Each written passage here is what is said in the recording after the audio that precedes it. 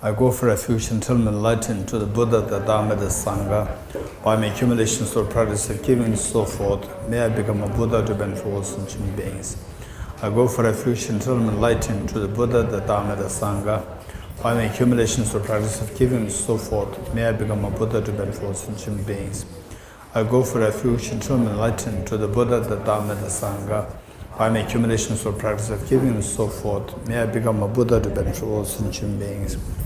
Sanje Juda Zoge Jonam No Janju Banu Dane Gyabsu Age Jinso Gebe Sonam Ge Chola Benjir Sanje Jubare Shu Sanje Juda Zoge Jonam No Janju Banu Dane Gyabsu Age Jinso Gebe Sonam Ge Chola Benjir Sanje Jubare Shu Sanje Juda Zoge Chonam Loi Chanju Bardo Dane Gyabsu Age Jinso Gebe Sonam Ge Chola Benjir Sanje Jubare Shu Om Ye Dharma Hetu Prabhavam Hetum Tesham Dathagato Yavatat Tesham Chayo Nirodha Evam Vati Mahashramanaye Swaha Om Ye Dharma Hetu Prabhavam Hetum Tesham Dathagato Yavatat Tesham Chayo Nirodha Evam Vati Mahashramanaye Swaha Om Ye Dharma Hetu Prabhavam Hetum Tesham Dathagato Yavatat Tesham Chayo Nirodha Evam Vati Mahashramanaye Swaha. Okay, today we'll read from page 213 to 113.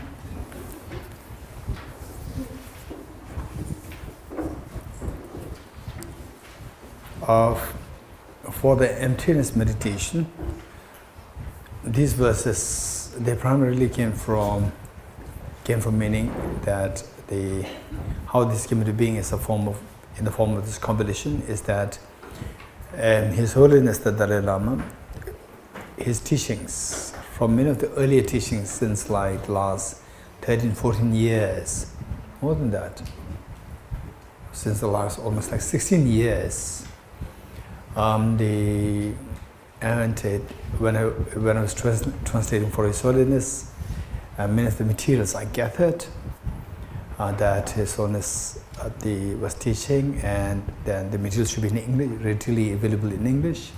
I was gathering the materials, and these materials, some of the texts, they are not too long, short, and so I gathered over the last like so many years, and then on top of that, at first it came in the form of small booklet, like blue color, and then gradually with the addition made from other sources as well, which are extremely helpful for us pertaining to the meditation emptiness.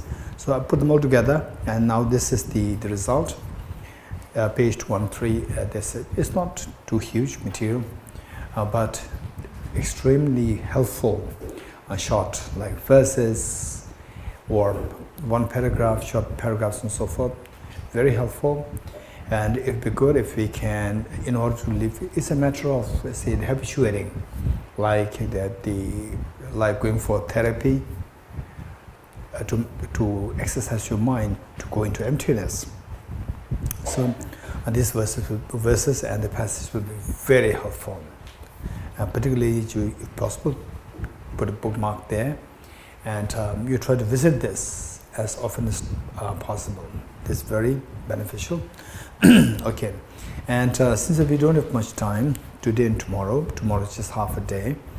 As such, I'd like to give a little bit of understanding of some of the verses and some of the passages here. For example, the first passage, this is from Sutra, first passage, a gift of the Youth Ratna Sutra.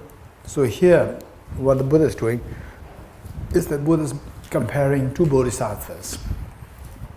One bodhisattva who became bodhisattva since many lifetimes ago, and not yet realized emptiness. One bodhisattva, and the amount of the merit that this bodhisattva accumulated for all these many lifetimes, when compared with the bodhisattva who's just freshly become a bodhisattva in this life, but with the realization of the wisdom of emptiness. So, comparing the two in terms of the accumulation merit, the Buddha indicated that the merit accumulated by the bodhisattva who freshly became bodhisattva, but with the wisdom of emptiness, that merit accumulated by this bodhisattva far excels the one accumulated by the bodhisattva who have been all these many lifetimes being bodhisattva, but devoid of the wisdom of emptiness. So from this, the message that we get is that any virtue that we do with the realization of the wisdom of emptiness is going to be extremely powerful,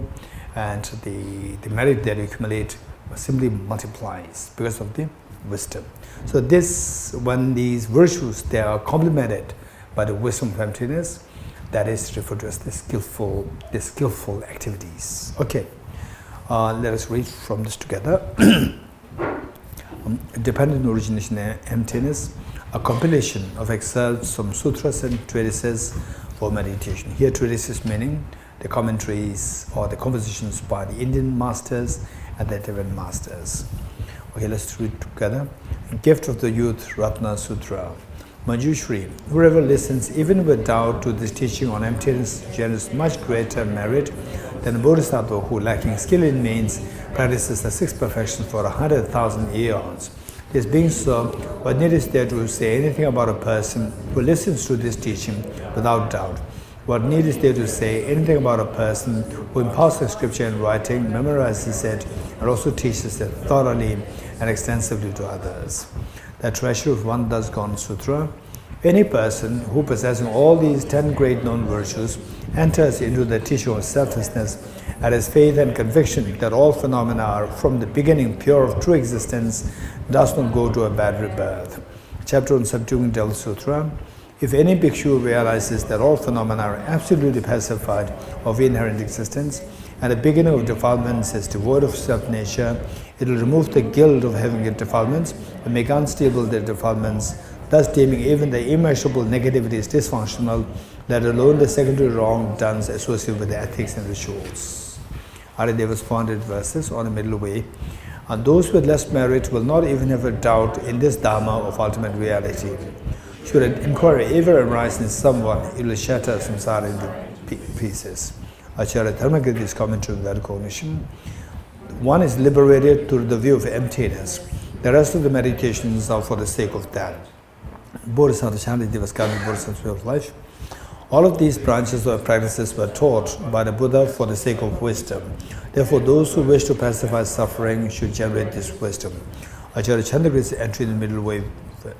Even as an ordinary being, when hearing about emptiness, if one experiences within utter joy again and again, tears flowing from such a pure joy moisten one's eyes, and one's hair stands on it, and one has the Nisi wisdom of full awakening.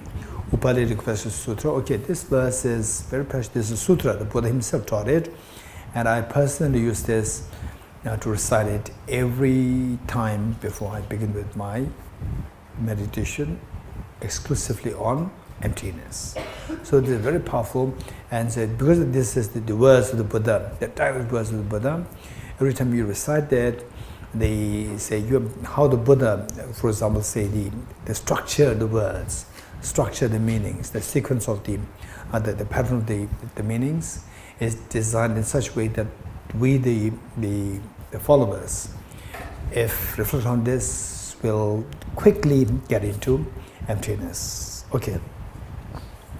The various delightful flowers blossom, and the sparkling supreme golden abode stands so alluring. For none of these is their creator, they are posited by the power of thought.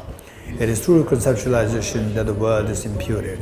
Okay, given that there are a number of the Tibetan participants here, what I'd like to share with you is that this whole book is the materials are all available in Tibetan. All available in Tibetan. The only thing is that we are not yet at the stage where it should be readily available from the book form.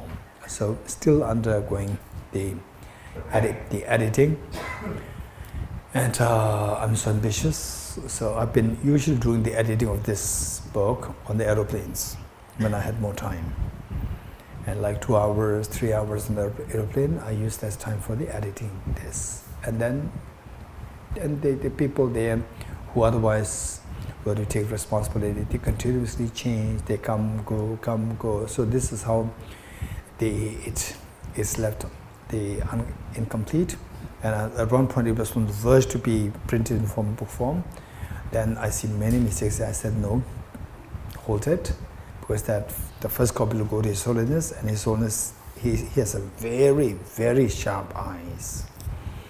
And when I was translating, say there are several translators, and the one who suffers is the English translator, because His Holiness knows English, and he's extremely sharp.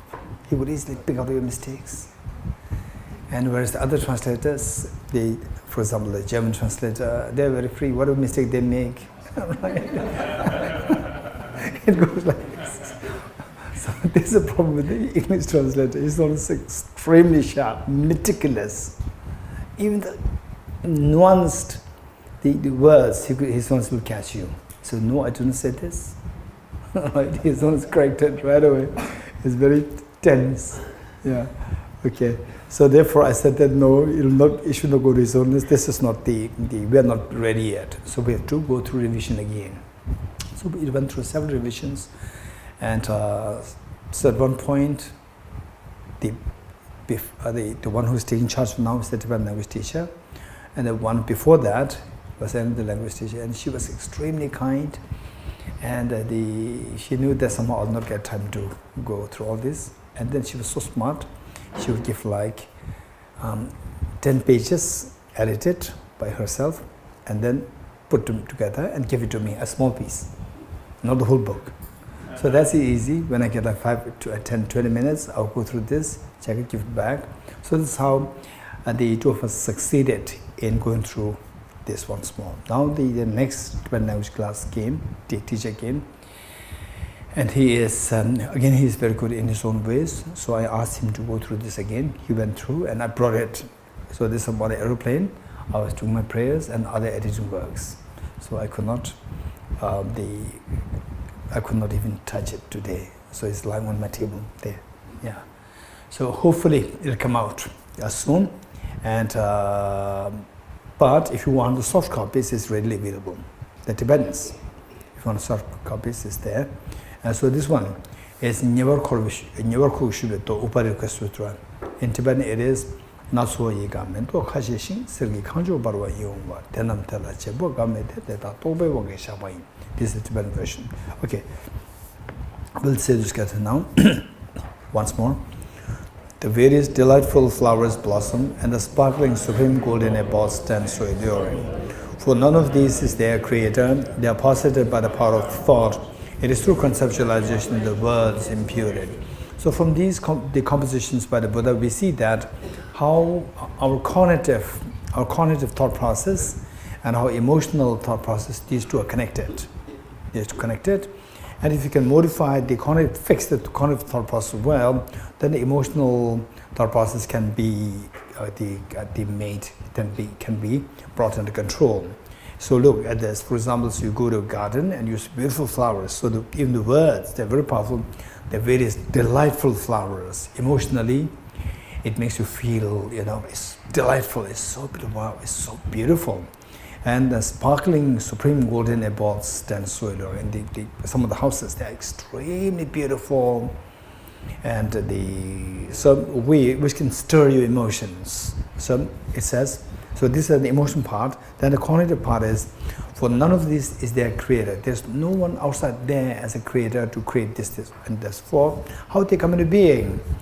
They are posited by the power of the thought. For example, these beautiful houses, just a bunch of atoms, that's it. Bunch of dust, bunch of atoms. But when you put into this in a particular form, and then your eyes, your mental consciousness sees this as a beautiful, the mansion, extremely beautiful, like sparkling mansion there. And the beautiful flowers also. Beautiful flowers, they say it would be good if you, when you, for example, this, it looks so nice. And the freshly blossomed flowers. One time I was on my personal retreat, and I was on the first floor, and from there I could see the garden below. And in the garden that particular day, the 2 rose flowers just freshly blossomed. And it's so beautiful, it's amazingly the startling, extremely vibrant. And it just got out of my eyes. It's so perfect, so beautiful. It's exactly what is described here by the Buddha. The various delightful flowers blossom. And then I went down to the garden and looked at the flower and recited this verse. However beautiful it is, it's simply just how your mind is projecting is from the object. There's nothing there, it's just a bunch of atoms.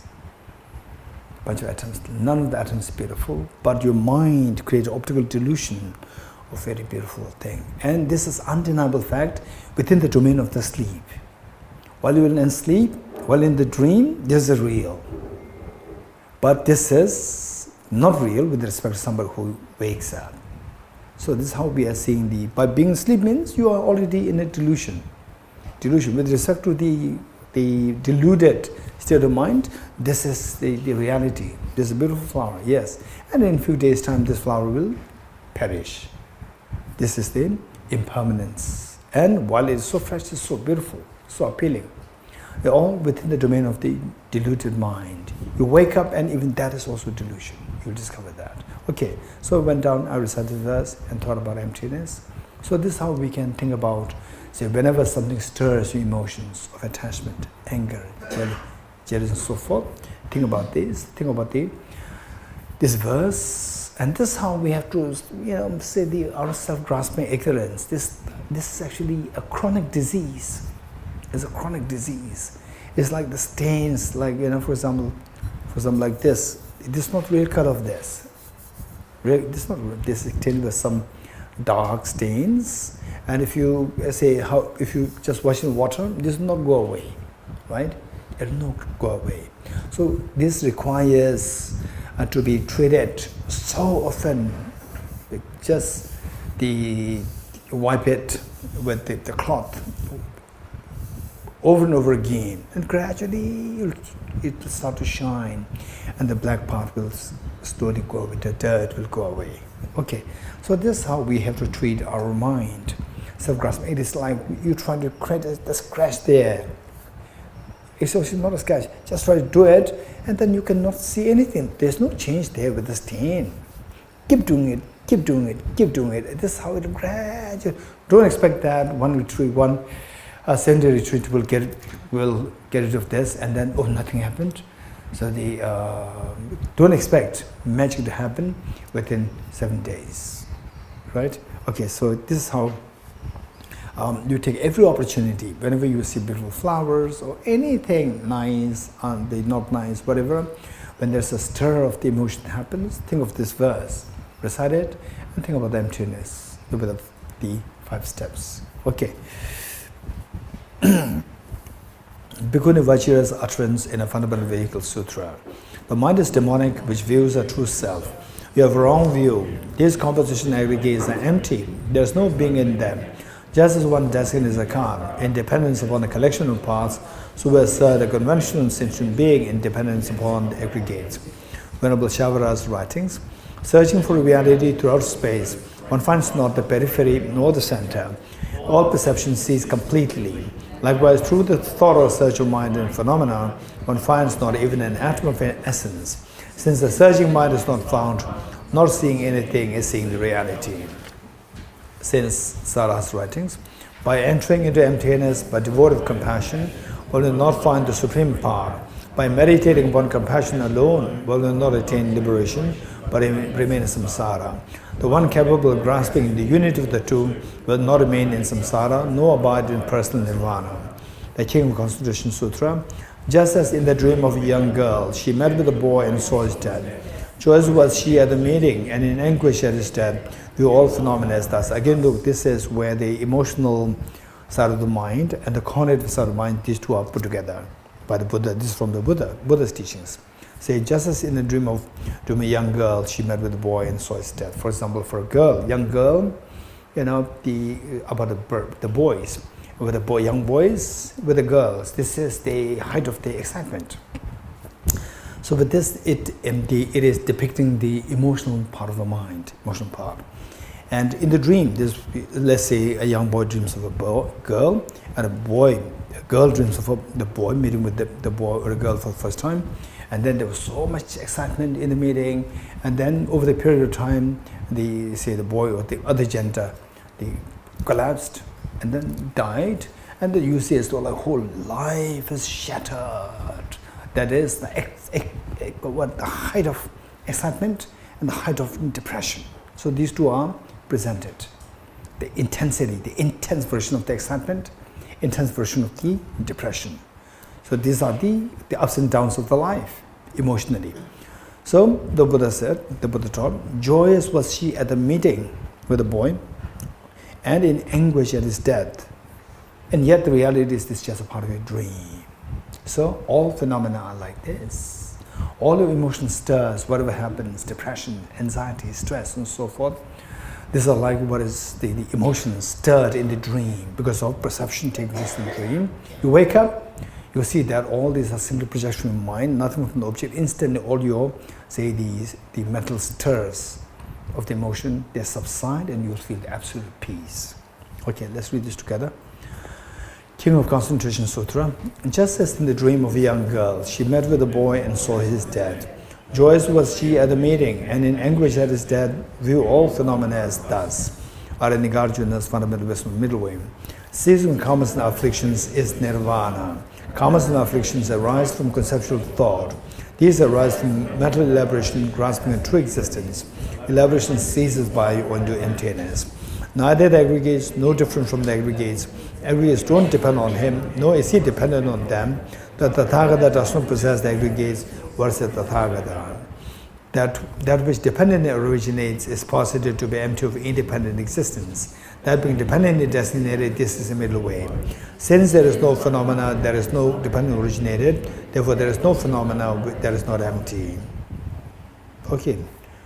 Do you have any idea where these two verses are taken from? Huh? Mula Madhyama Karika. Which chapter? Huh? You remember? You remember that? How did you remember it? Yesterday class. Okay, good. I was just checking, how you're able to link yesterday and today. Buddha's linking very sophisticated topics, right? Emotion and the cognitive thought process. And for us, if you can relate what was yesterday and today. So you succeed. Thank you. Okay. Next, Aranigarjuna Prashikam. These two verses are so important. His Holiness cites so often in his class, in his teachings, and this is what we have to use in a meditation, right? In fact, in a way, you will see that you have used that. You have to remember these verses. In Tibetan, many of the Tibetans, they have them by heart.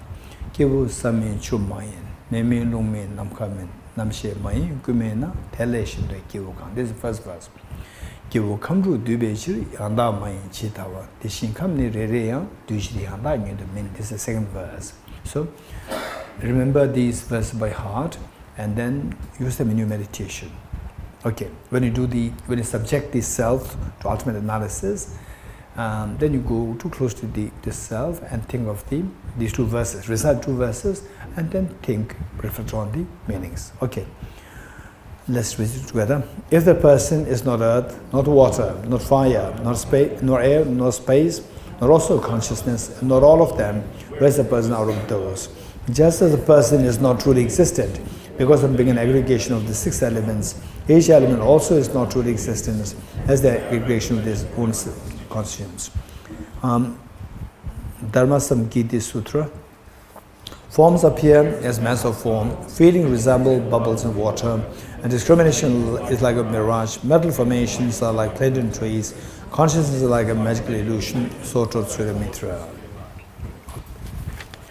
Arinagarjuna's commentary on the awakened mind.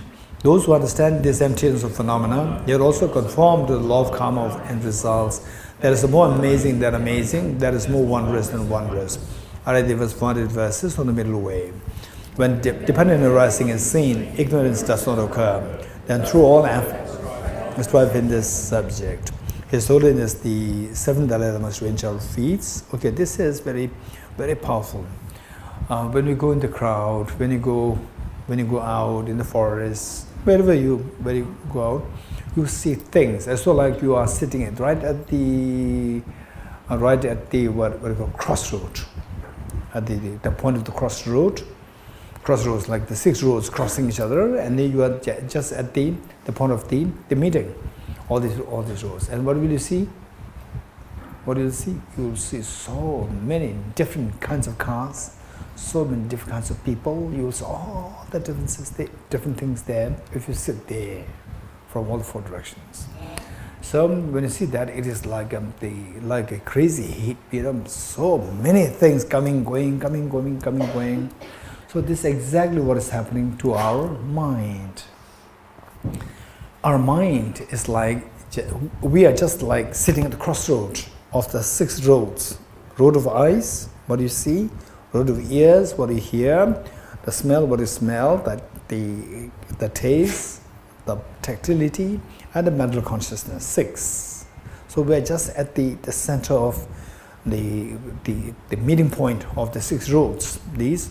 And then you can hear all different things, good things, bad things, right? And with the eyes, so in other words, 5 sense consciousnesses and the mental consciousness, 6. So with this, you encounter with the universe, and all what you are seeing, what you are perceiving, the 7th Dalai Lama is informing us, reminding us.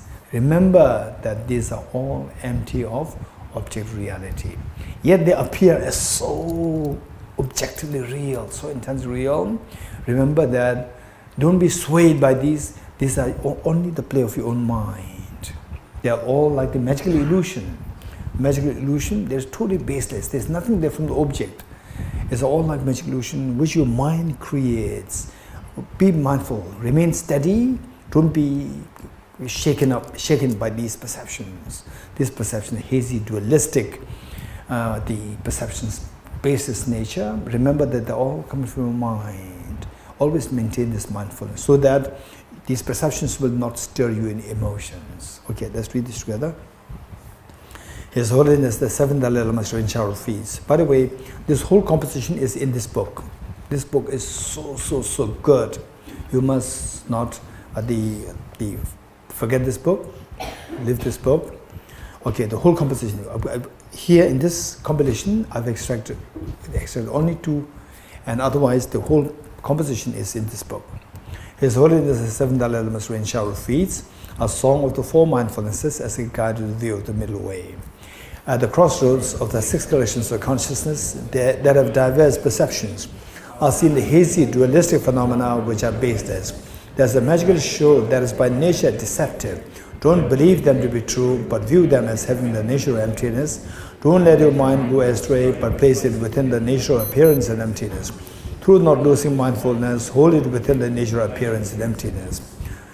Okay, so now the next verse says, if what I'm seeing is totally just like the illusion, totally baseless, which mind could, then what is really there? What is really there is something which is inexpressible. Inexpressible, this ultimate reality, which cannot be expressed. It's not like something so profound there, no. This is inexpressible. Yes, it's not there. No, it's not there. Yes, no, it's not there. No, yes, no is also there.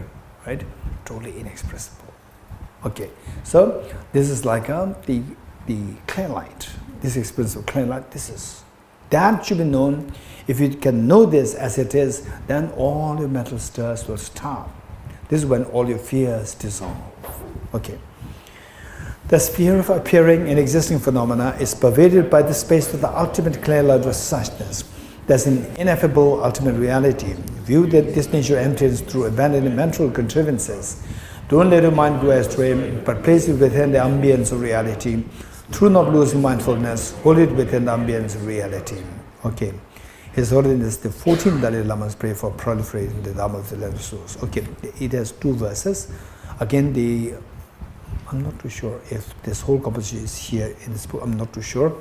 But these 2 verses I extracted for the reason that it's related of His Holiness. Basically, the whole composition is about praying for the proliferation of the Buddha Dharma of the land of Tibet, Sakya, Kagyu, Nyingma, Gelug, and all these traditions.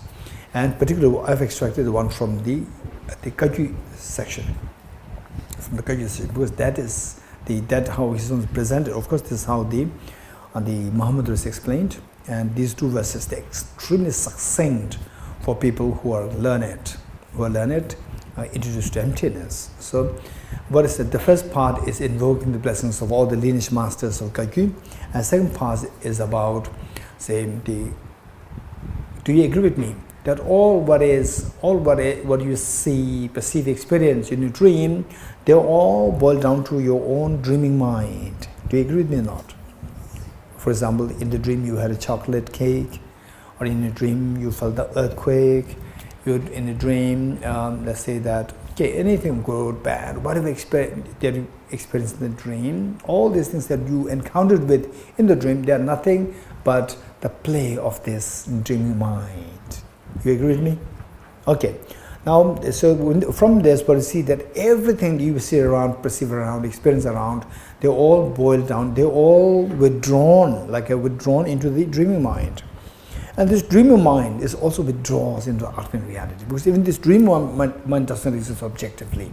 When you see the emptiness of the mind, you will see even the dreaming mind is also empty of objective reality. Then you see that there's nothing which you can hold on to, and this will disrupt the mental peace. So in other words, nothing is left there. When you reach to that level of realization, you will see that nothing is left there which can stir your mind. Your mind is totally free. Okay, this is very powerful. Okay. Venerable Marba Lozawa, Geshe Dorji, and so on, the host of the precious Kagyu, the sources of blessings, the chain of the unaccepted masters of the outstanding tradition, to you all I pray, may the Buddha Dharma of the land of snows blaze forevermore. All phenomena encompassing samsara and nirvana are but the radiance of the spontaneous awareness. Awareness itself, devoid of elaborations, is realized in the nature of Dharmakaya. Pervading all existences and appearances of samsara and nirvana is a great Mahamudra. May the Buddha Dharma of the land of snows blaze forevermore. Arinigarjuna's praise in praise of Dharmadhatu. The Dharmadhatu text, in praise of Dharmadhatu, this is in this book. It's all in this book. Whole text is here. Impermanent, suffering, empty. These 3, they purify the mind. The Dharma that is unsurpassed in purifying the mind is the lack of intrinsic nature. A concluding prayer from Lama Tsongkhapa, which we read every day, from Lama Tsongkhapa's The Ocean of Reasoning. So this translation is available in English. It's a huge book, translatable.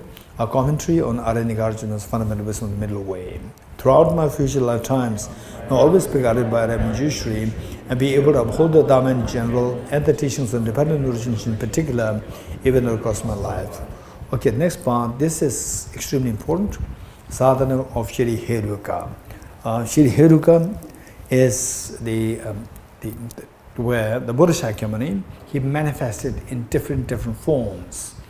Particularly in the context of Tantra, the Buddha himself manifested in different tantric deities, one of which is Shri Heruka. And all these deities, how they choose their names, even the choosing their names is to see how best to benefit the beings. in choosing names. It's all out of compassion. So Shri Heruka is the name of the deity, one particular deity, tantric deity. And just see the meaning of the Shri Heruka. If you know this meaning, and if you reflect on this, the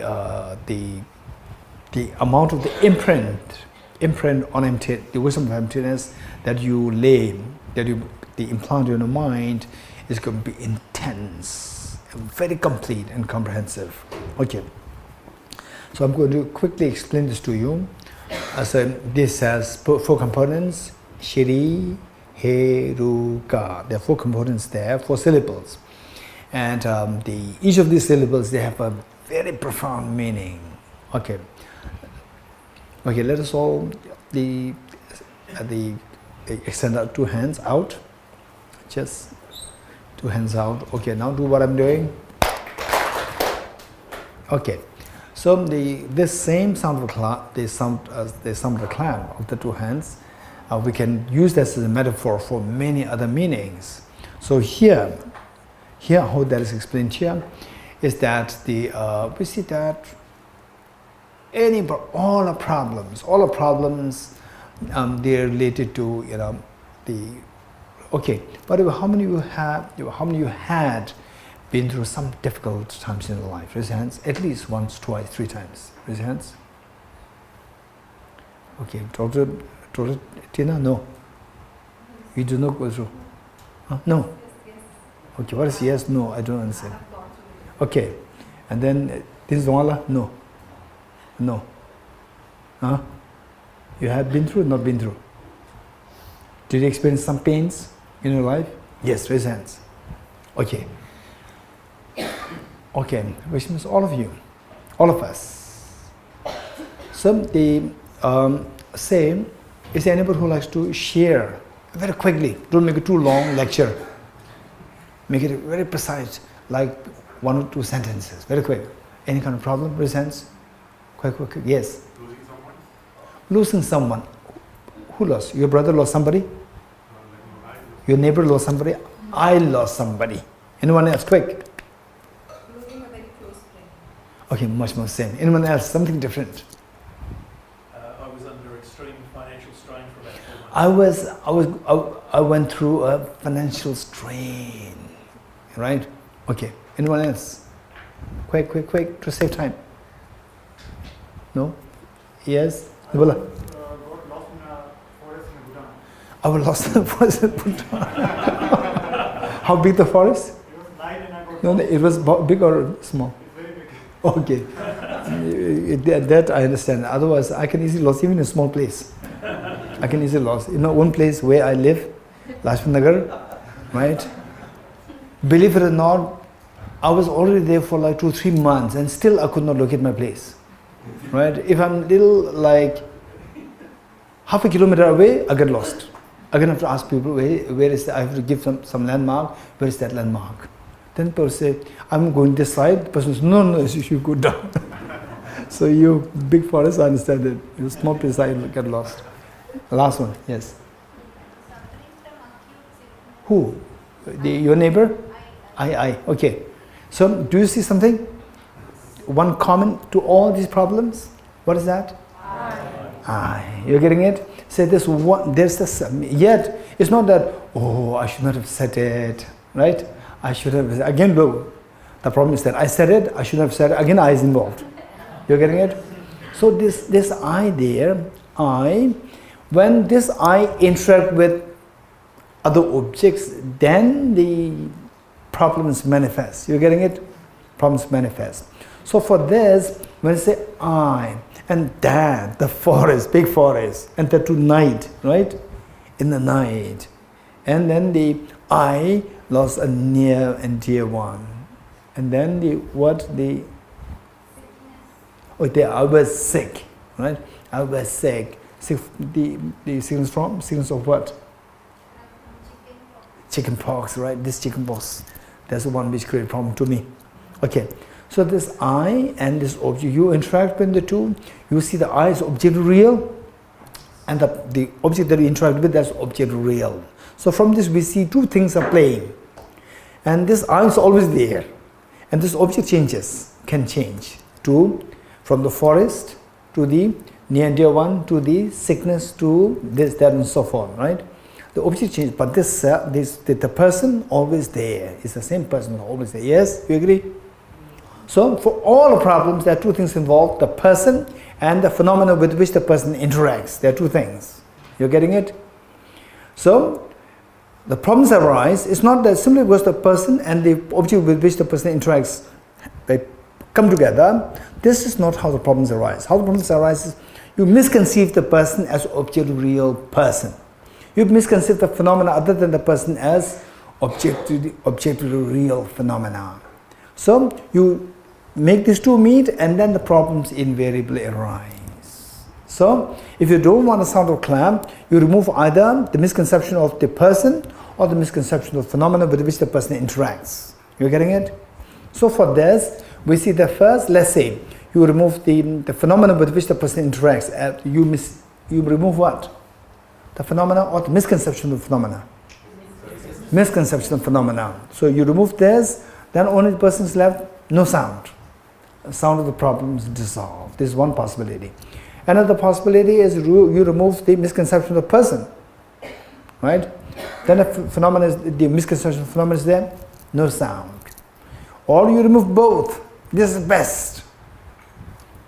There's no basis for sound at all. There's no movement at all. Okay. So we say the selflessness of the person, selflessness of phenomena. There are two. You're getting it? You understand it? Good. Now let's go through this the 4 syllables. Shri, He, Ru, Ka. Okay. So we keep the Shri the last as this summary, as the summation. He, Ru, Ka, Shri. He, Ru, Ka, Shri. So the first He of the two understanding selflessnesses, right? Or the two misconceptions, misconceiving the phenomena to be the object real, misconceive the person as object real. Of the two, let's say first you dissolve the misconception of the phenomena to be object real. That is He. We keep the Shri the last. He is the selflessness of phenomena. Of the two hands, misconception, understand the selflessness of phenomena, misconception of phenomena of object real is dissolved. Then He, Ru. Ru is the selflessness of the person, where the misconception of self object real dissolves. Right? Then what is left? Hey, look. He, Ru, then what is left? Okay, the two things, that duality there are two things. Two means dual. Two means dual. There are two things there. First, you remove the misconception, the selfhood of the phenomena. Now one is left. From the duality, one is left. Then you dissolve the misconception of the person to be the person of object real, dissolve it. Then from the dual, the one which was left also dissolves. So what is left now? Pure non-duality is left. Pure non-duality. So non-duality, there are two understandings. One is where the one dissolved and one is left. This is also non-duality, yes? Non-duality means not two. Two is gone, one is left. This is also one understanding of non-duality. This is what today, like Advaita Vedanta, they talk about. This is their understanding of non-duality. There's this self, object real, that is believed to be there. It is there. Nobody can reject it. This is what they believe. So they call this as non-duality.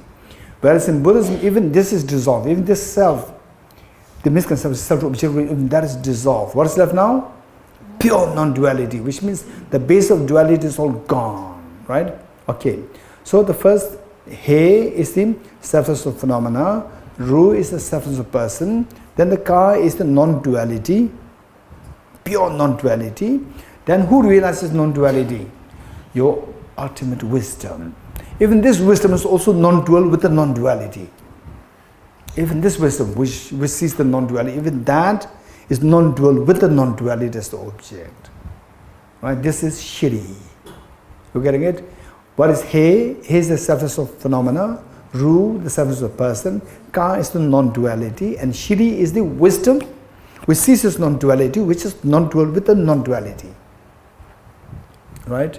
Okay, then if we can recite this and reflect on the meanings, wow, this is a very comprehensive understanding of emptiness. Very comprehensive. It is a special imprint in the mind. And if, to be very honest, alongside bodhicitta, if your understanding of emptiness is quite clear, then you recite this verse as many times by different meanings. It will constantly make you richer in experience of the emptiness. It is a special imprint, rich imprint of the wisdom of emptiness in life, and in the future lifetimes, no worry, right? No worry, right? Okay, so let's, yes. Say again what you said about Vedanta, what they do and do not dissolve. No, so for them, the surfaces of phenomena, the phenomena with which the person they interacts, that they dissolve. They say that everything around is just Maya. They dissolve that. And then the self is left. Their self exists objectively. That they dissolve. They don't dissolve. So one is left, two is dissolved. Two meaning of the two, one is dissolved, one is left. Therefore the duality dissolves. This is what they call as the non-duality or the Advaita. Advaita. Yeah.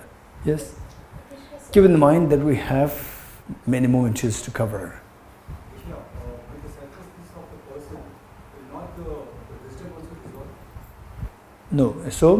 So the point is that selfless person is, so the person, the wisdom, body, so we have to pick up the correct isolate. You're getting it? So the person is the one which possesses the wisdom, body, mind, compassion, everything. That person, as the having the ownership of these components, that person, just pick up that isolate. Otherwise, when you pick up this isolate, the person, alone the person, everything comes. But we need to pick up the isolate. Okay, good. So we'll say this together. Ready? Okay. So because that this is the name, the holy name of the Buddha, we'll with folded hands as a just respect. We put our hands together and say this holy name 3 times. Shiri Heruka, Shiri Heruka, Shiri Heruka. He is the selflessness of phenomena, the emptiness of the mind, which is also everything, as it is impurity to be of causal nature. Ru is the selflessness of person, the emptiness of the self that is fabricated by the web of conceptual thought that grasps by the self of person. God is the ultimate reality, absence of the dissonant duality of subject and object. Shiri is the non-dual exalted wisdom that abides in congruence with the emptiness of object. This is the meaning of Evam. Okay, so this part, the compilation of the extracts on emptiness dependent origination, and explaining this is one of the highlights of the Bodhicitta retreat. And I was a little apprehensive whether we could do it or not. We could successfully do that. Thank you. Good. Okay. Now continuing from where we left this the morning session. Where did we leave? Anybody? 4 and 5 done? Not done. Done. Yeah. Wow, that's amazing. You must have done it during the break time duty, during the lunch time duty. Take some break. Somebody taught in your dream. Number 5. Number 5. Somebody taught you in the dream. Maybe Sanjuta, the dream. Some teacher came and taught number 5.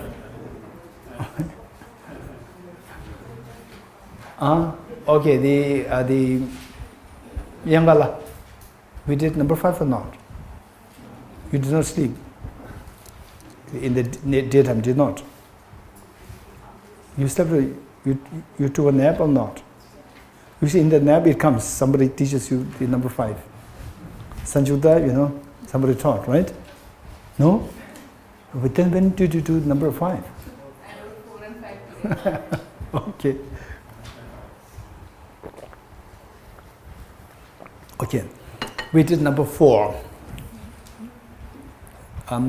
We are now on number 5. What is number 5? Giving a happiness to others with emphasis on loving kindness. Okay. Giving happiness and the giving is generosity. And again, look, These two methods, it is not that, what I'm saying is the correct and all others are wrong. Don't take it like this. Whatever you learn from me, this is very good, very comprehensive. It doesn't mean that what others teach are wrong if they're different from mine. You getting it? So, you can always supplement something. The point is that you should be benefited. If somebody else's teaching is more beneficial, that is your path. You getting it? Don't force yourself that thinking that, what he said is the best one. No, never think like this. The point is that finally you have to grow. Your compassion has to grow. Your loving kindness has to grow. Okay, so giving in a standard text is of four kinds of giving. 4 kinds of generosity. Giving means generosity. 4 kinds of generosity. Number 1, generosity of material resources. Number 1, generosity of material resources. Number 2, generosity of love and affection. Number 2, generosity of love and affection. Love and affection together. Number 3, generosity of protection. Or generosity of fearlessness. Generosity in Tibetan it is Mijigwe Jimba. Mijigwe is the fearless. To be very precise, is fearlessness. The generosity of fearlessness / the protection. These two are same. Generosity of fearlessness or protection. Finally, generosity of dharma. This is very standard. The teachings coming from authentic sources. So 4 kinds of generosity. So as you give, as you do this practice of giving, you give these 4. These 4, it becomes a very comprehensive generosity. Okay. First, the generosity of material resources. Just think of those people who are deprived of food, clothing, housing, or the facilities, or say the medicines, and whatever they require, the facilities that they require, they are deprived of. And particularly, generally you can think of, and in particular, you can think of something which you are so aware of. Okay, I know that there's one person who is deprived of the home, shelter, the food, clothing, whatever. What you know, or group of people have this problem. Then you think of that particular group, and meanwhile, in general as well, these 2 things can be done together. And then this specific thing you can change. From today, say, somebody who doesn't really have the food. The next day, the person doesn't have the facilities for education and so forth. And then as you breathe out, you imagine that your virtues, all these facilities, the material resources, they're the result of your virtues. And imagine that your virtues and the materials that you have, they all manifest in the form, as you breathe out, they go out from your right nostril in the form of, say, the white nectars, white lights, and then the moment they meet with the people, they transform into the respective material resources for them, and particularly the one that you visualized, somebody who is deprived of medical aid, somebody who is deprived of food, shelter, whatever, it transforms into this particular thing. Or you can visualize that you, and it manifests in the form of yourself and others, and then providing with respect and love and affection, giving them whatever material that they are deprived of. So this is what we do. Ready? We'll do it 3 times together.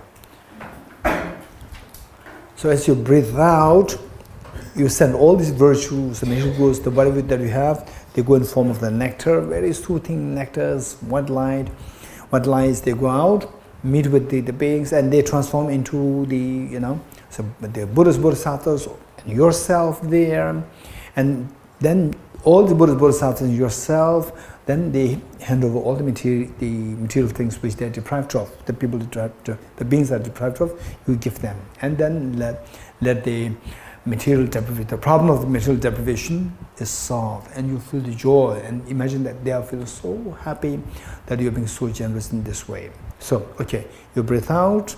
Yeah, this is, and as you breathe in, at that time, you imagine that the act of actually giving these things to them happens. Okay, good. 3 times.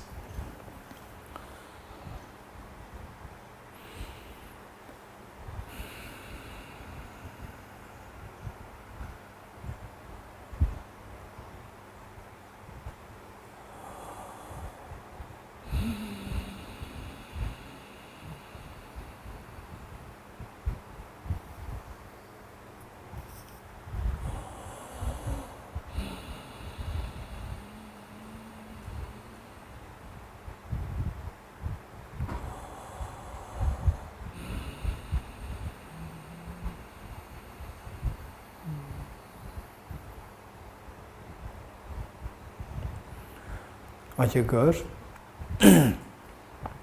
Next, what is next? Generosity, love and affection. Okay. Anishri? Okay, hold it for a while. Let's not digress too much. Let's finish this. Otherwise, you lose the track. Once you lose track, it's not your problem, it's my problem. Right? Then I cannot connect. Again, you have to remind me. Okay, so where are we? Look, I already lost the track. Huh?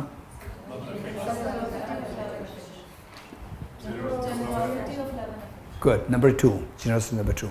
Okay, many people suffer from lack of love and affection. Many people, in family, outside family, many people, they suffer this lack of love and affection. And people who go through depression, who go through feeling of loneliness, is because they are deprived of the feeling of love and affection. They are not getting love and affection. When somebody goes through feeling low, then the natural tendency is that they will look for somebody who can, fill up this problem, who can fill up this gap, and then talk to you, listen to you. And then the person also they talks to you something which you are so fond of.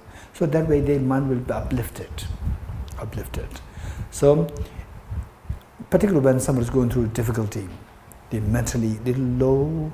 So there you don't have to do anything. Just go there and say hello, show some, just smile a little bit. And the person will let the person speak, encourage the person to speak. Don't say, hey, speak. You have a problem, speak. The problem will go deeper, right? So instead, just somehow try to make the person speak. Sometimes these people who are actually deprived of love and affection, they go through this low phase of their life. Then when you sit with them, they'll not talk to you. It's not because they're angry, simply because this tendency, the feeling of to talk, there should be feeling lightness, wanting to talk. That's not there. Feelings all going down. So because of they will not talk to you, but they do appreciate. In this process of appreciation, the person is constantly being uplifted. The feeling which has gone too down is coming up on the surface, little by little. So you very skillfully somehow make the person talk, right? Say if the person is interested more in, say more music, talk about music. If the person is more interested about, the cooking, you talk about the cooking. If the person is more interested about, and if you know the person pretty well, and the good things the person did in the life, you try to deliberately bring them up. Oh, I remember one day, I so will remember that you are being so kind. You shared your food with that person. You shared your whatever little money that you have given to that person. I remember so well. That's amazing. I could see this is coming purely. It's a very pure heart. It's so beautiful. So whenever somebody hears, particularly somebody who's gone through low phase life, when you talk something good about the other person, instantly this something will talk good about you only if the person loves you. right? If the person doesn't love you, the person will never, even if somebody else talks a good thing about you, you'll say yeah, but, this but is there. So they will just try to pull you down. Whereas somebody talks nice about you means it's purely coming from the love and affection. So this is the generosity, love and affection. And the healing will take place instantly the healing will take place. And then when the person starts to talk, this is the best thing. Then you can bring this up, so they pull him out of this depression very quickly when the person starts to talk, right? And the person starts to talk something negative, right? Start to talk something very negative, try to deviate the topic. And sometimes you say, yes, right? You are right, right? In fact, one time I was in Singapore, and then there was the girl, then whose father is from a different religion, girl's different religion, two of them, a little bit of clash there. And I told the girl that I want to meet your father. And she said, no, Geshe, no. The father will not accept. I said, it's not your job. Your job is just tell your father. And it is your father's job to tell whether yes or no. Your job is to just inform this message, convey the message. That is your job. And if the father says yes, the father says no, yes, no, whatever, he said that his job is done. My job, make the request. My job is done. So don't intrude in his work. Your job is just pass the message. Then she passed the message. And the father said no. She said, he said no. I said, don't worry, you have done your job, he did his job, I did my job. So next year, I told him, I want to meet your father. She said, no, she freaked. She said, no. I said, your job is just pass the message. It's his job to say yes or no. My job is done, I told you. So she said, okay. And surprisingly, she came up with the message. The father said, yes. Because I know his psychology. I know psychology. I gave him 1 year to think. Right? 1 year to think. So all 1 year, I do not tell him I'm giving 1 year. All 1 year he was thinking, okay, he made the request, I declined, I'm very unhappy, I'm not really pleased with that. It's not too good. But what will he say? He's Buddhist, I'm this. Then what will he say? He will say Buddhism is the best. If he says this, then what should I say? I would say Christianity is the best, right? Christian best. Then what he will say? Then he may say. So all these, they say the dialogues go in his mind, and finally he was happy. Now I have something solid to say. And if he says no, I'll say him get out, right? So all these things came in his mind. So I came to his house. So what I'm saying is that if somebody starts something negative, don't say no, that's not correct. Even if what the person said is wrong, you know the fact, still don't push your fact on the other person. The purpose is not to prove that you are right. The purpose is to let the other person come out of the depression, come out of the mental stress, right? So we said, and he began by saying, Christianity is the best religion in this world. This is how we said. And if I said, no, there are so many religions, if I said, no, there are so many religions, he would say, get out, right? Whole my 1 year waiting is lost. So I said, yes, that's very true. Right? Sometimes you have to say, yes, that's very true. Look at the charity. Charity, Christian is number one. Look at the health, taking care of the health. Christian is number one. Then look at the education, missionary institutions, schools. Amazing. Who can compete with Christianity? He was so happy. He was so happy. And then he said that, okay, they don't believe in God. So I will teach him a lesson, right? So he said that nobody can intrude in the activity of the God. What the God did, what the God says, you have to abide by this. Then I said, yes. Yes. If I say no, he'll say, get out. So I have to say, yes. And then gradually his lecture finished. And then he comes down to his reality. The lecture is so superficial. It's about the philosophical differences. So he comes to say that, okay, this man, he's not really against Christianity. So he's little receptive. He appreciates Christianity, and then he feels safe. So now he starts to talk. His real talk comes out. What is the real talk? That his daughter listens to this man, not to me, right? So I will use this man to make things happen. So what's the problem? The girl is not married. So he said that this girl, she's not married. She's already of age, still not married. Right? So he wants me to advise her to get married. So I said that you are the one who intruded in God's will. God doesn't want her to get married, and you are forcing her to get married. You are the one who intruded in God's will. He said, but she's my daughter. So the reality, the philosophy that he discusses, and the reality that he feels is very different. You getting it? Okay. So the point is that we should be extremely patient to listen to the other person, so the other person will win your heart. Other person will be, will see that you genuinely take care of the other person. There's real love and affection happen. Then the person will start to speak. When the person speaks, then many good things can come out of the person.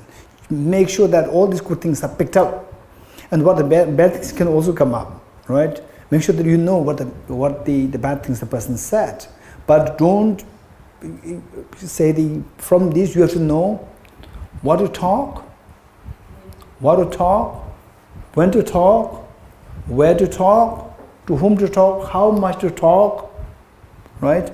How to talk, you have to know all these things. Many people, particularly in the 11th century, when Lama Atisha was meant to be invited to Tibet, then the Tibetans, they were so innocent, right? And suddenly one gentleman appeared and asked the Tibetans, where are you from? So these Tibetans supposed the party to invite Lama Atisha. So they came to Nalanda, where we went, yes. And they dress very different from the local Indians. They easily figure out, the face is different, dress is different. And then one gentleman, Indian gentleman appeared and asked them, hey, where are you from? We are from Tibet. And there's one particular one, the leader of the group, he was a scholar himself, Naksolo Sawa, a translator. He speaks Hindi. And asked, what for have you come? He said, we came here to invite Lama Atisha, right? And then what this gentleman said, that Tibetans, they don't have a knot at the throat. You know what it means? If the knot is not there, what happens? Say if there's water pipe. If there's no the feature to stop the water, then the water flows, right? So whatever is, they say all the secrets will flow without knot. All the secrets in you will flow out, right? In other words, this gentleman is saying that Tibetans don't know how to keep secrets. Tibetans do not have a knot at the throat. You're getting it? And the gentleman disappeared. Actually, he was the emanation of Dumde Gyebe Jungne, the student of Lama Atisha, who was supposed to be meeting Lama Atisha in Tibet, made the prophecy by Aryatara. He was the manifest emanation of Dumde. He deliberately sent these emanations. He knew that my people, they don't have the knot, right? So you have to teach them to keep secret, how to teach secret, how to keep secrets. So, and then another, again a very young monk appeared, and looked at them with so much curiosity and asked, where are you from? We are from Tibet. What for have you come here? Same question asked by the gentleman, asked by the young man also. What for have you come here? We came here to invite Lama Atisha, right?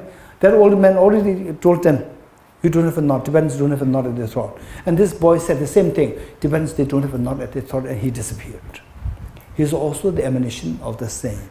So he really had to even send them emanations to teach the Tibetans how to keep the secrets. Right? Don't disclose secrets, otherwise you will not accomplish your what? Your task, right? Okay, why did you say this?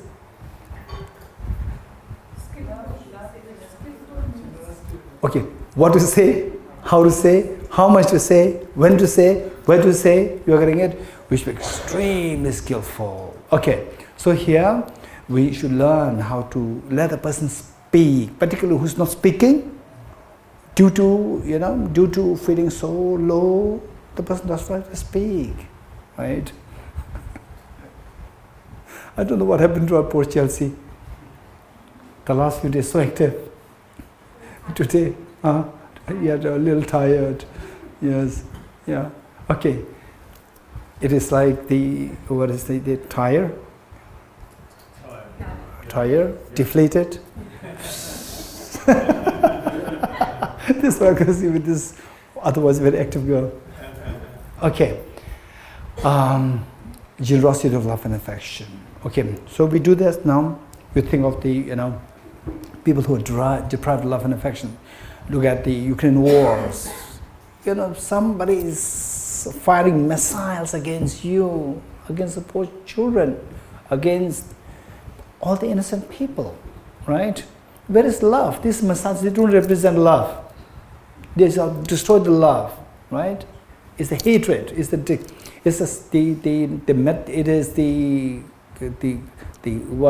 sign of hatred. Missiles are built just driven by the motivation, the hatred and disliking, to destroy others, not to construct. Love constructs. Okay.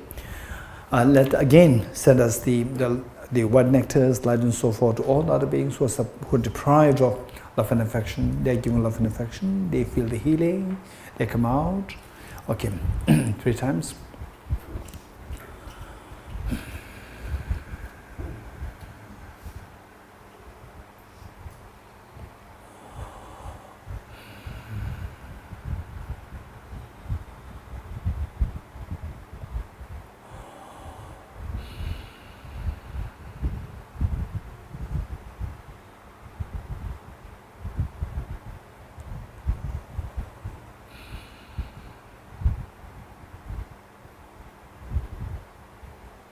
Okay, just feel the healing effect which all the people who receive from you now, and now they are so healed, they're so happy, there's upliftment of the spirit.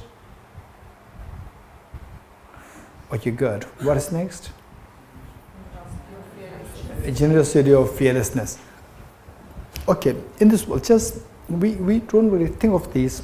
If you think of this meditation can become very, very rich. For example, just think of those beings, human beings or the non-human beings who have so much of fear. So, ideally speaking, everyone has the fear of samsara. Somehow, you are actually like put in a forest where, forest, you as just a weak person, thrown into the middle of the forest, where any time, and then you may, see some grapefruits,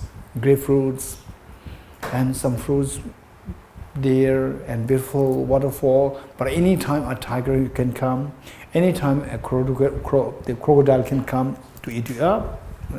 This is a reality. Samsara is like this. That is what we are thrown. Any time we can be hit with, say COVID-19. We can be hit with this problem, that illness. 2009, I think I had the tuberculosis, and my doctor thought that it was cancer.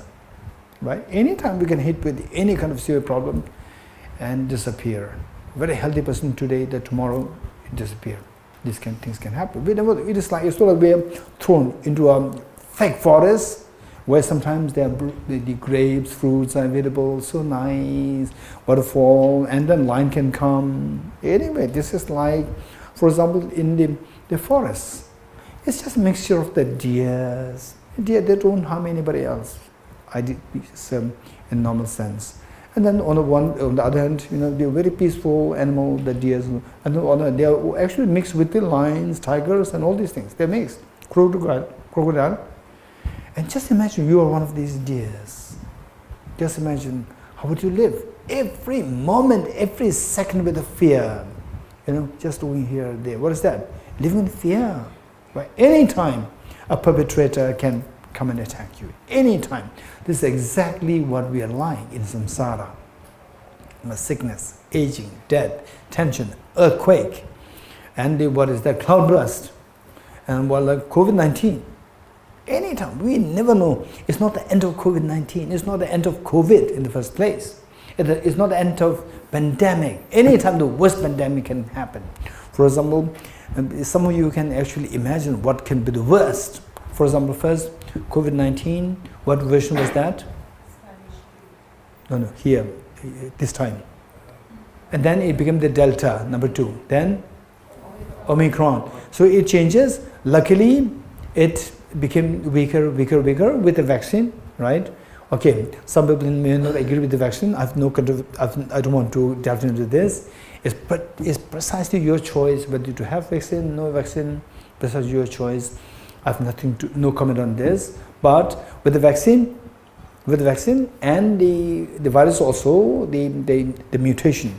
With the mutation, we see that it's become weaker. It's not necessary that it should become weaker. It can become more intense. It can become more what? Aggressive. We never know. You're getting it? So the whole humanity can be wiped out within 1 week, 1 month's time. It can happen. So if you cannot imagine this, Google search abandoned town. Google search abandoned town and then see what comes out. Whole town is abandoned, right? Whole town is abandoned. Beautiful houses. Some people, after a long time, they go in there. Everything is intact. Everything intact there. Where are these people? They're all gone. Why they're gone? Right? For any reason. It can be some disease that people are constantly seeing dying here. Oh, this person died, that person died. There is some disease there. Unseen disease. And spreading. You don't know what kind of disease, how that is spreading, we don't know. So people run away, leaving everything. So these things can happen. Say overnight, within few days, the whole town is abandoned. These things can happen. We never know. And the whole town is wiped out with overnight. Whole town. Once when I was in Taiwan, and it was that His Holiness visited to pray for the people who died to the landslide. And actually we were there, and next to facing the place where once there was a small village of 400 the families. And overnight, only one small house was left, the rest gone, no trace, just wiped out by the landslide, gone. The next day, so you wouldn't believe that this is where the 400 of the families lived. You wouldn't believe that. So these things can happen. It was so like we are thrown in a very thick forest where the deers, lions, tigers, crocodiles, they all live together in a fear. And every creature, it's not only the deers, even the lions have to live in fear. If they are alone, a group of jackals can eat them. Even the jackals, they have to go in groups, not individually. Why? There's a fear. Anybody can eat them. So this is what the samsara is. Okay, so think of these, the fears. One. Number two, say like the KFC. How many millions of poor chickens are being killed, right? So usually, nowadays I don't really talk about this much. Otherwise, when I was a little younger, like in my 30s or in my early 40s, yeah, I talk openly like this. If the chicken, I'm vegetarian, I'm vegetarian. If the chickens, they grow like potato or like cabbage, in your farm, If they grow like this, without life involved, I was telling people that I would eat chicken every day. But the reality is very different.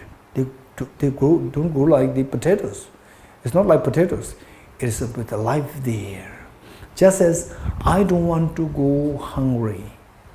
I don't want the pain. They also don't want pain. Why I'm so important? Why I'm so important?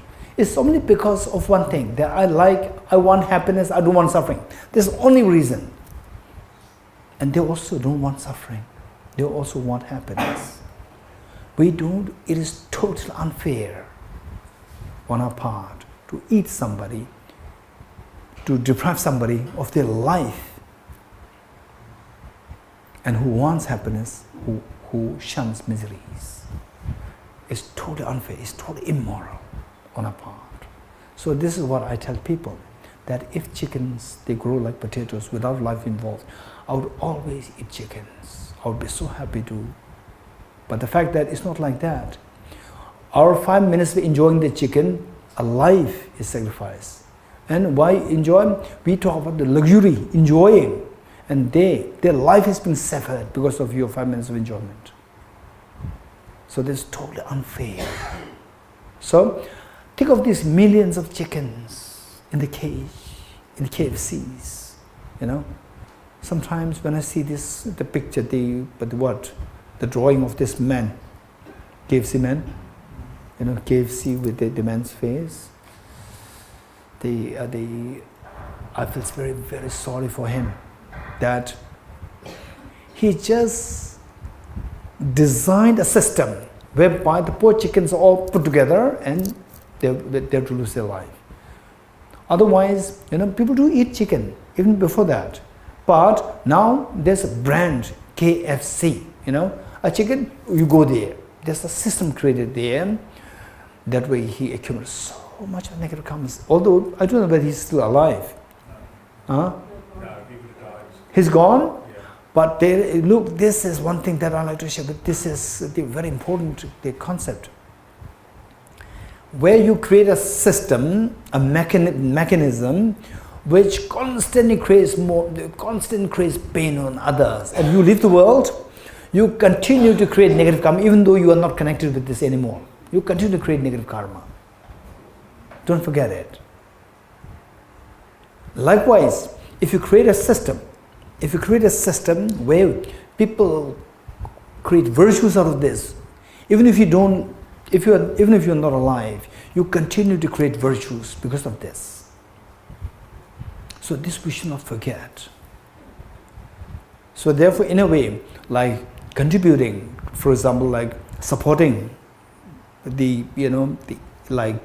somebody going to the monastic life and so forth, supporting them and supporting the institutions, Dharma institutions to survive, you know, they are dying, support them to not to die, support them.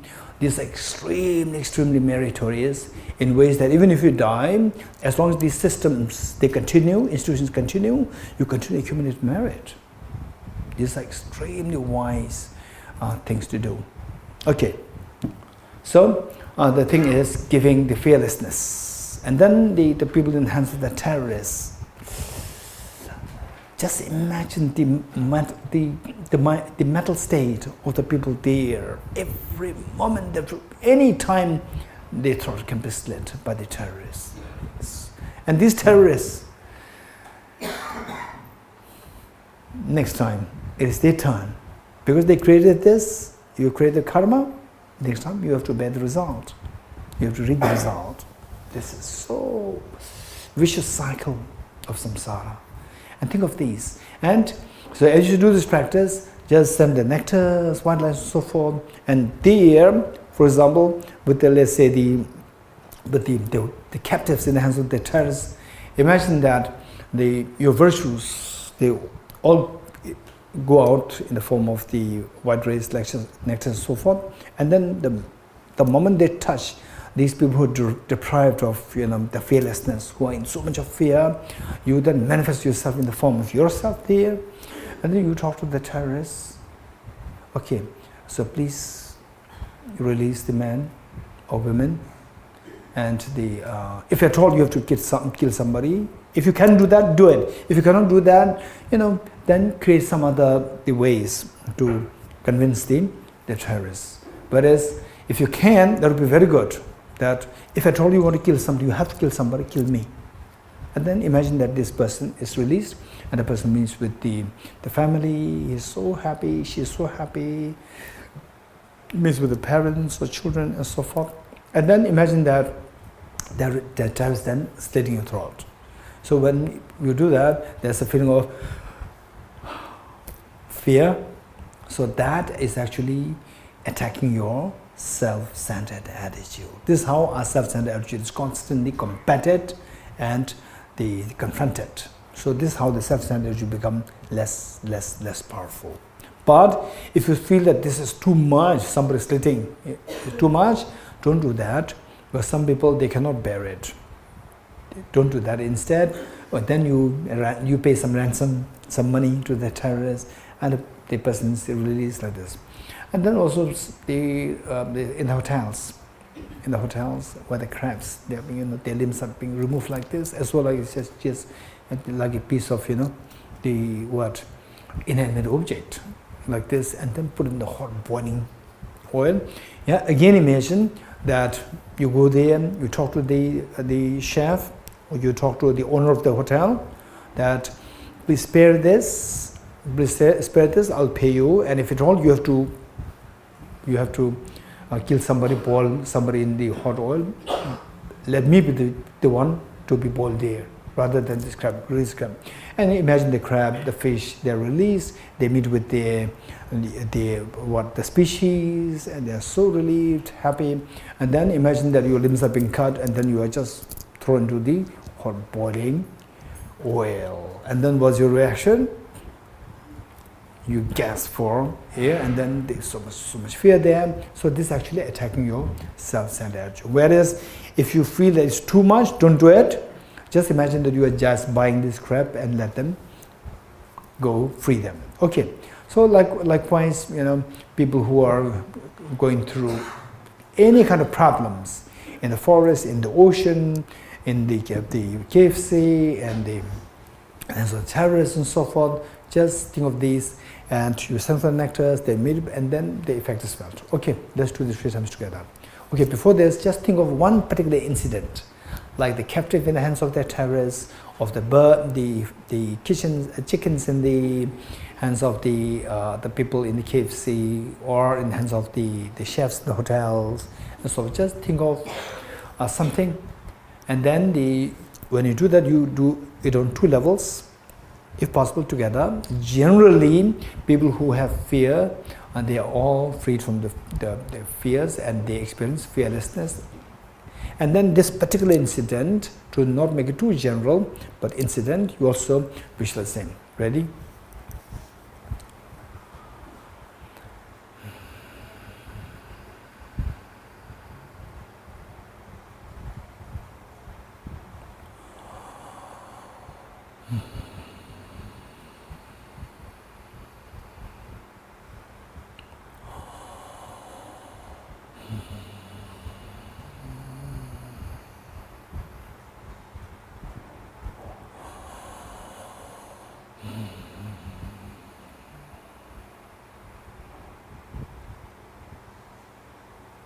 Okay, good. What's next? Okay, generosity of dharma. Generosity of dharma, 4. Dharma 4. Okay, one is the dharma of renunciation, dharma of bodhicitta, the dharma of the wisdom of emptiness, and the dharma of the union of bliss and emptiness. The dharma of the wisdom of the union of bliss and emptiness. Let me repeat it.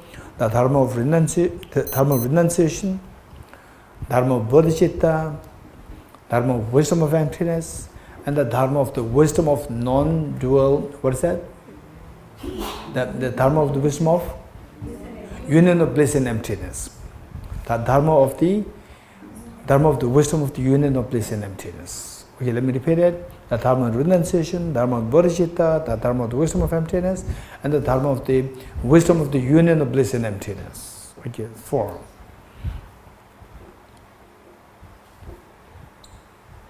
Okay, do you agree with me that the beings are suffering simply because of this self-grasping, ignorant, self-centered attitude?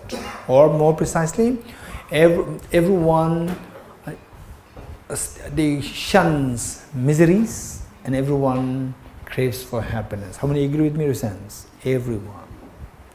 Okay, good. Now, miseries are the result of harming others.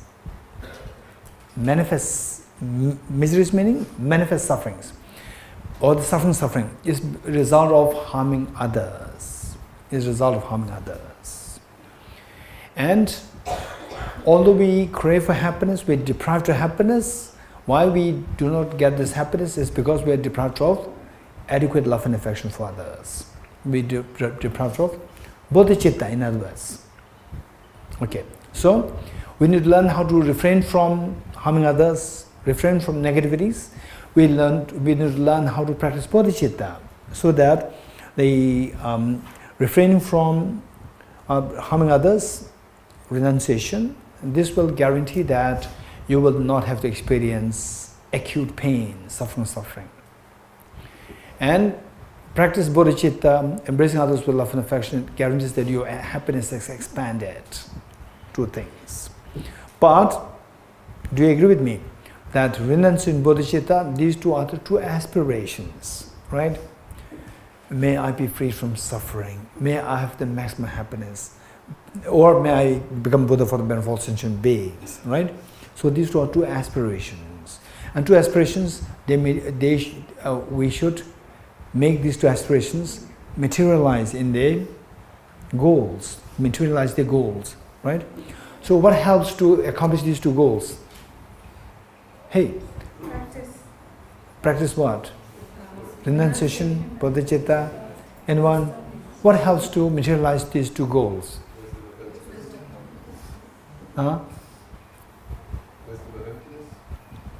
Yes. So, let's say what attracts the miseries and what pushes away the happiness is your mental defilements. You're getting it? You have to remove the mental defilements. What is the liberating path? What actually removes the mental defilements?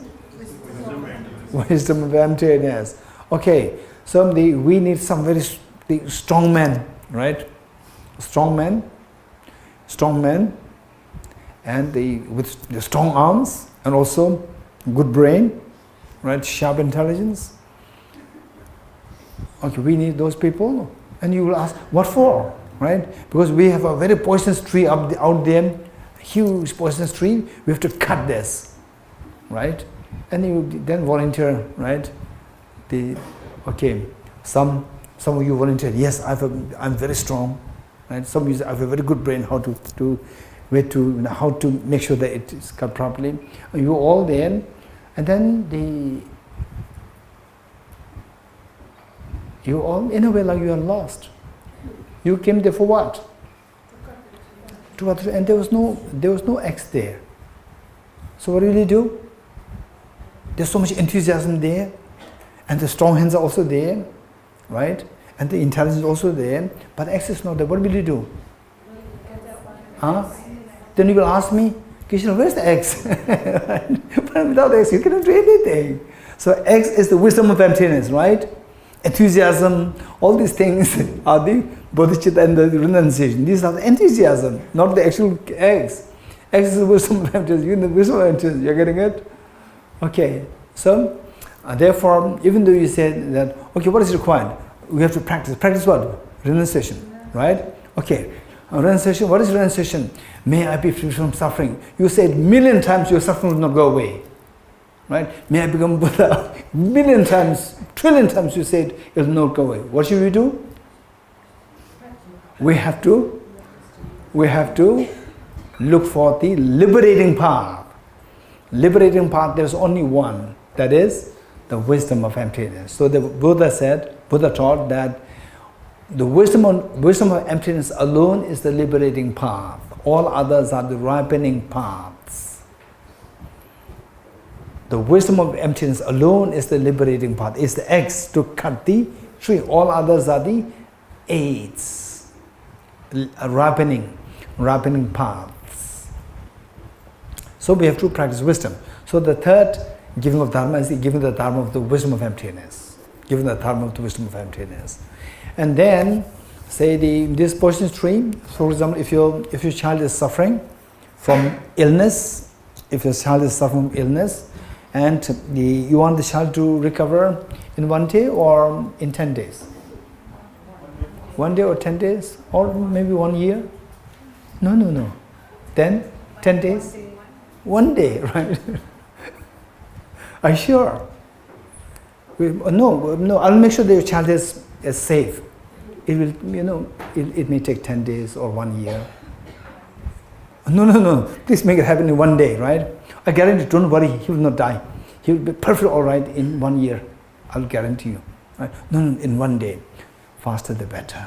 So, in terms of the happiness of sentient beings, to free them from the miseries, I want that this happens to them as soon as possible. So for that matter, it's not outside, it is you who should be doing it.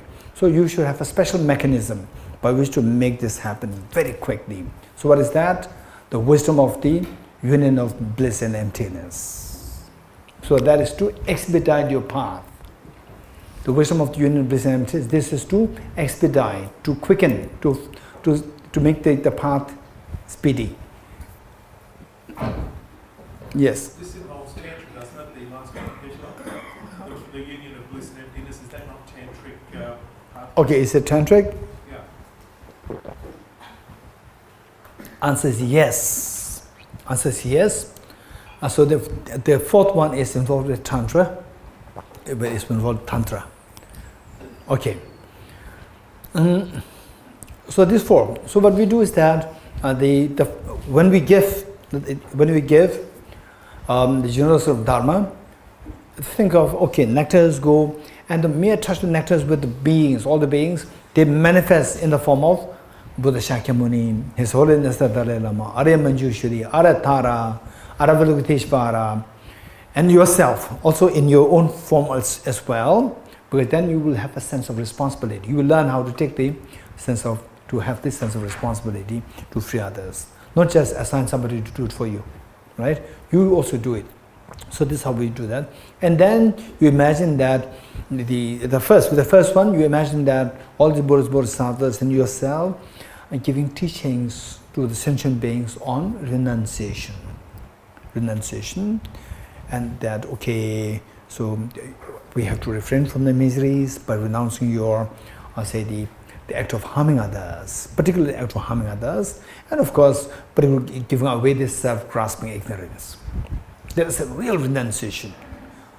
Ultimate understanding of renunciation is to renounce your self-grasping ignorance, right? So this is what you have to be determined, that you have to cultivate this aspiration to renounce your self-grasping ignorance, to renounce all your wrongdoings, so that miseries will stop. The first. Then with the second, and then the beings actually listen to the Buddhas, Bodhisattvas in yourself, that, okay, henceforth, they make a commitment, henceforth I'll stop all the negative karmas, henceforth I will do to stop all my afflictions, I will do to stop all my self-grasping ignorance, right? They make this commitment, very strong, wholehearted, the commitment they make, and okay, now you feel so happy that, okay, the mind is now going away from harming others, going away from the negative karmas, afflictions, and the self-grasping ignorance. You feel so glad, okay, now they will not suffer anymore. Then the second one is giving the teaching on bodhicitta. Again, these nectars lighted manifest in the form of Buddhas, Bodhisattvas, and they give the teaching on wisdom, the compassion and bodhicitta. So with this, then you imagine that all the beings, after listening to the teachings from all Buddhas, Bodhisattvas, they are so inspired to practice bodhicitta. Yes, finally, for my own benefit, for the benefit of all my dear Mansangchen, so far I'm totally being deceived by the self-centered attitude to see all others as like totally unrelated or enemies, in worst case. Enemies, and just to be very selfish. Now I realize that this is actually what destroys me. And all the other sentient beings, they are not my enemies. They are the ones who bestow upon me the maximum happiness. Maximum happiness. So these are so kind to me. And then with this, and then they also giving this teaching to the beings recognize this, that I should not be harming others. Instead, I should be the embracing all of the beings. I must become Buddha for the benefit of sentient beings. This is what all the beings, they make the commitment, and you as the person, watching and seeing them, that they make this commitment to bodhicitta, you will feel so happy that now their happiness will expand. Number 2. Number 3 is what? Wisdom of emptiness. Now, there are 2 aspirations that they have generated freshly now because of your generosity. Now, to materialize these 2 aspirations, you give them the teaching on emptiness.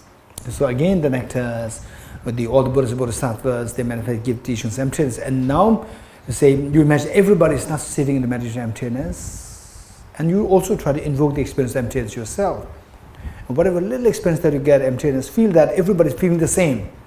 And because of which your the emotions, they all dissolve, the fears dissolve. Okay, now the real effect is taking place, that afflictive obscurations are gone, fears are gone, corner obscuration gone, the happiness expands to infinity. Just feel the joy that everybody's now, mental cleansing is happening because of the wisdom of emptiness. And finally, with the Dharma of union, the wisdom of union of bliss and emptiness. So here, of course, without the tantric empowerments and teachings concepts, then you just feel it this way, that even the wisdom of emptiness that they feel is blended with the acute feeling of joy, the bliss of emptiness. That's okay. When is your learning quicker? When there's enthusiasm to learn, or when you are reluctant to learn? When is your learning quicker? When there's enthusiasm to learn, when there's joy in learning, or it's like a burden? When do you learn quicker? When you have the enthusiasm, when there's joy there. So this wisdom of emptiness, and the effect of this wisdom of emptiness will be felt more when there's a joy in you, the bliss. Joy. Imagine that you are sending forth the nectars that all the Buddhist Bodhisattvas give the teaching on how to invoke this joy while experiencing emptiness. You're getting it? The union of bliss and emptiness. So with this, the cleansing takes place so fast to expedite the path to remove the mental defilements. Okay, so this we'll do in the next session. We'll come back at 4:34, let's say 4:40. We'll come back at 4:40. Yeah. Yatha Om Gate Gate Paragate Parasamgate Bodhisvatyata Om Gate Gate Paragate Parasamgate Bodhisvatyata Om Gate Gate Paragate Parasamgate Bodhisvatyata